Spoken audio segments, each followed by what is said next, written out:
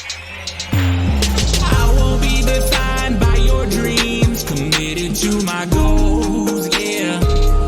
Gotta do my own thing, keep up the hustling.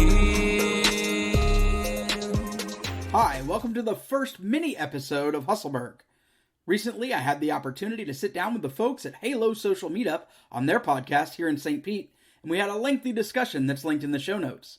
I took some of the highlights I felt best personified that appearance and have them here for you in a mini episode summarizing that interview.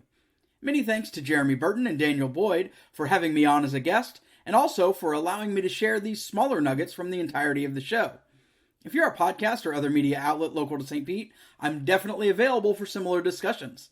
Please don't hesitate to reach out by sending me an email at Brett, B-R-E-T-T, at beyondyoursidehustle.com. If you got something from this mini episode, please let me know by leaving a review on this episode in your favorite player. In this first segment, I talk about how knowing your mission and your passion for it will yield better results in your organization. This gives you a glimpse at why I'm obsessive about someone's why.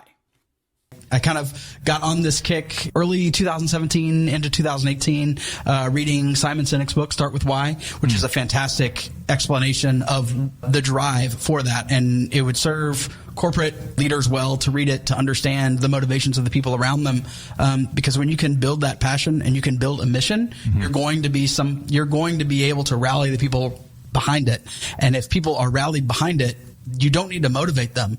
The fact that they're on that mission is going to be enough to get them out of bed every morning and doing the work. And they're also going to have an outlined guide that really tells them about decisions and actions that they will take. It's one of the reasons that I like the simplicity of the one word thing, like I did for 2020. I did it for 2019, 2018, 2017, where I had one word.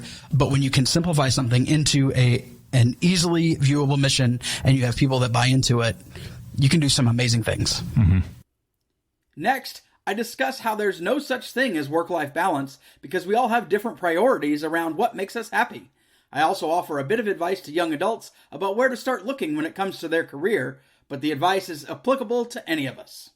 There's no such thing as work-life balance. It's a matter of prioritizing, what your schedule is so that you live the life that is happy. Right. You can focus on working 70 hours a week so that you can spend the time later with people. You can focus on working 20 hours a week so you can focus on the time with those people now. Right. Or you can strike a gray in between. And it really does have to do with what you're passionate about, and scheduling. You actually have to, instead of prioritizing your schedule, you need to schedule your priorities, whether it is the personal interactions, the interpersonal relationships that you have. Those are the things that you need to be focused on kind of making the most of, if that is what it is that makes you happy.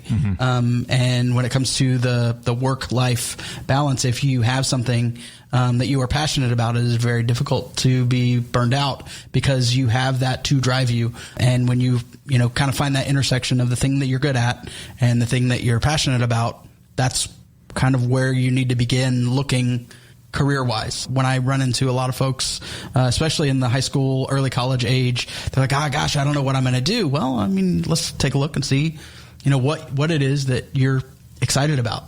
What really lights the fire for you, and are you good at it? And if those two things are in alignment, man, you've got a great place to start. Now we're going deeper into work-life balance, defining ourselves and what success means to each entrepreneur, and using your why to define your voice and the story of your business. It isn't, they're looking at it as, well, this is what we believe to be the proper amount of time that you should spend at work, and this is the proper amount of time that you should not spend here. We're all different and we're all individuals, so that kind of preset time may work for you and it may work for you, but it may not work for me because my priorities are different. My priorities aren't necessarily going to be that I'm going to be in the office every morning at 7:30 and I'm not going to leave until 6 p.m. But that's what you view from a corporate perspective as work-life balance. That's one of the reasons that I love working with the people that I get to work with, is because they are defining for themselves what it is it means to be successful. And one of the things that I talk about in the very first meeting with a lot of the folks that I work with is why. Why is it that this is what you do?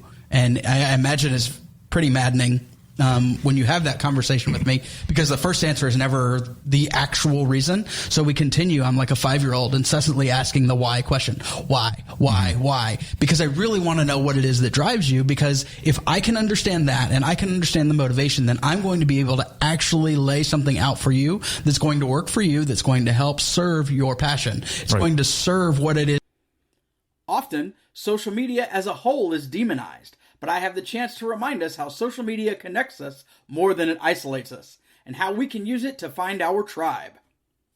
I'm actually kind of interested in how people are utilizing technology and social media in the way that we do now to find their tribe. One of the things growing up, I saw a lot of people that didn't fit in with the people that lived in their zip code and were born within a 12-month window of when they were. You don't necessarily share the same interests with just those two factors, so you have to go outside that. And generally the way that school, which is where we met most of our friends, is designed, those are the people that you're interacting with for the most part. You're interacting with the people that were born within a 12-month window of when you were and live in the same zip code. But that doesn't necessarily mean that you're going to have the same interests. So if you're a Magic the Gathering playing person in an area where people don't even know what that is, or you're a D&D player and people that live where you are don't know where that is, you can utilize the internet to find people that are outside of your geographic area to at least have the socialization that you're not getting in person. So while I do believe that real life in-person friends are probably a little bit tougher to make in 2019 and 2020, I definitely think that your network of people and people that share your common interests, even if you never meet them in real life, has grown by leaps and bounds, because you're able to find people that you truly share these interests with, strictly because you're able to go beyond that geographic limitation. In this segment, I talk about how social media, like money, is a magnifier of who we are already, necessitating a change in culture rather than vilifying a tool or other object without introspection. And, social media is what you make it. It's a magnifying glass of who we are as individuals. It's the same as, you take a look at people who come into a large sum of money. They're going to be the same person, and they're going to be making the same mistakes. They're just going to be on a larger scale. So social media as a whole is a magnifier of who we are already. If we have bullying, it's because inside, deep down, we are bullies. If we do have X, Y, or Z, it is because deep down we have small X, Y, and Z. And it being a magnifying glass for us means that it isn't a problem of the tool. It is instead a problem of the mindset. And it is a problem of culture. And so for me, I want to change culture in the interactions that I make. You are what you seek. If you seek good, you will find good. If you seek bad, you will find bad. And so for me, I'm looking for the good, and I want to make sure that I'm helping people in any way that I can. And I do believe that if we have enough people that can agree that we need to change the culture, and we have a general idea about that mission, then we can do it. In this final segment, I further discuss changing the culture, happiness, and how we can have the tallest building in town. Well, it is about changing the culture. It's not necessarily about changing laws. You have to change the way that people view things. You talked about success being, or money being the measure of success. Right. I think that I personally find happiness to be a better measure of success, whether it is a matter of, how your interpersonal relationships, whether it is the passion about what it is that you do. That's one of the things that I'm focused on. I actually chose for 2020, my word for 2020 was kindness. And that's going to be what, drives actions and decisions that I make. Is this something that is kind, or is this something that is not? And those are decisions that we're going to have to make. Are we going to do things that are going to make us happier? Or are we going to do things that are going to make us more money? Are we going to choose that money is the measure of success, or are we going to choose happiness, or are we going to choose something else to be that marker for us? We've got to change the culture in a way that we're changing the mindset. That was one of the things that you brought up, and I think it's important that we take a look at how we view ourselves, and then take that same lens and how we view others. For me, I'm focused on happiness, and I wish the best for everybody else. There are two ways to have the tallest building in town. One is you can knock everybody else's down, or the other is that you can build yours even higher. And so for me, I'm focused on building high and not knocking anybody down. I hope you enjoyed this mini episode of Hustleburg, and I encourage you to listen to the whole hour-long discussion if you're so inclined. The link is in the show notes.